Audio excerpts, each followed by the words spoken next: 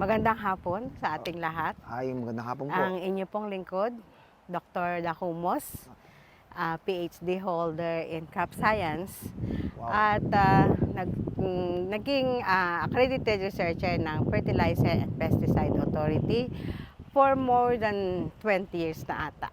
Doc, Oo. kayo po, first time nyo ba nakakita ng ganyang kahaba? Yes, sir. Sa tagal, sir, ng aking conduct ng efficacy trial sa mango, ngayon lang ako nakakita ng ganyan kahaba. At ngayong time na to, na 33 days after flower induction, makinis ang dahon. Okay. Usually, pagka ganyan, yung ibang mangga noon na walang ultra boost, maitim yung dahon, may mancha-mancha. Ayan, nung kita mo kinis, makinis.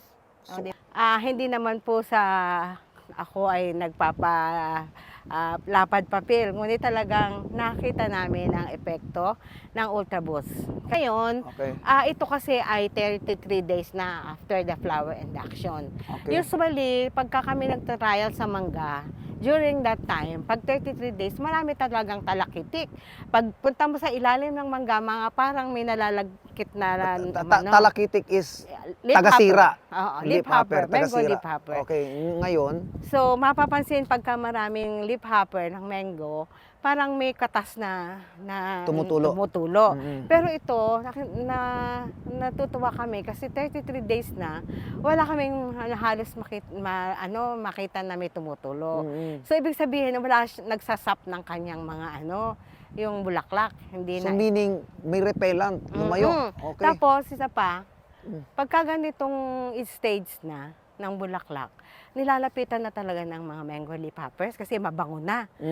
Ang nangyari dito, more on beneficial insects na makikita aside from yung mga leaf hopper which are destructive insect, napapalitan ng pollinators which are very useful insect na siya yung nagpo-pollinate o nagkakaroon tuloy ng maraming flowers. Yan ang Meaning dahilan. friendly yung lumapit. Oo, friendly. Yung mga hindi kailangan, mga sumisira, lumayas. Oo. Ang galing naman ng product. Although na yun. meron naman ding nakikitang paunti-unti.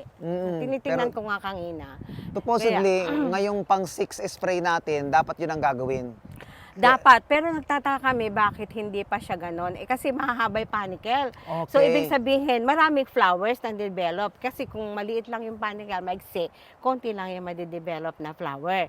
Ngayon, kailangan mahaba. Hindi pa talaga pwedeng mag-spray kasi ang Okay. haba ng panicle. Sinasabi nyo, Doc, supposedly, sa mga experience nyo na nakaraan, ang 33 days, dapat ay may butil na talaga to. Oo. Kasi konti lang siya. Oo. Dahil mahaba ang panicle, ngayon nagpo-produce pa ng bulaklak. Oo. Wow! Oo. Wow. Tsaka yung kanyang butil, marami, mahaba, marami. So ano pong ina-expect nyo magiging bunga niyan?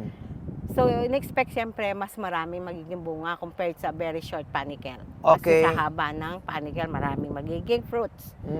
So baka malalaki, ano? Sa Pilipinas, sa mga nagmamangga, as a doctoral degree na agriculture, itong manggang ito, sa nangyaring ito, sa pagkaka-spray nyo ng product na Ultra Boost, strongly, masasabi nyo ba talagang maganda subukan nila? O, kayo po, anong ano nyo? Yes, oo. Mas maganda na sprayan ng Ultra Boost. Lalo Okay. na yung ganitong mangga. Hindi lang sa vegetable, hindi lang sa mga grain crops, kundi pati dito sa fruit-bearing trees, katulad ng mango. Oo. Maganda. So Maganda meaning, talaga. Doc, kung effective sa mangga, halos effective na rin sa lahat yan? Effective na rin sa lahat. Okay. oo. Wow. Pinopromote ko nga yan doon sa mga ibang mango growers na kailangan talaga ng Ultra Boost during the start and after fruit bearing na yung mga naglalaman na siya. So hindi ito normal na kung kayo nag-spray ng ordinary lang, Oo. hindi ganito kahaba. Hindi ganyan kahaba. So iba talaga yung effect ng Ultra Boost. Tsaka makinis, kita mo naman. Oo nga, no? Yung mga iba, marami ng hoppers yan eh. Ngayon makinis, pati dahon. Okay. Tama yung dahon, makinis. Wala rin ako. So thank you, Doc, sa sa pag-introduce nyo, pagsasabi nyo sa mga mango growers din na talaga maganda gamitin nila ang Ultra Boost. Kasi As foliar fertilizer. And also, nakakaano rin ng insekto. Nakakataboy. oo. Okay. Mm-mm. So in short, mas makakatipid talaga sila sa sa cost. Kasi magbabawasan na sila ng pesticide.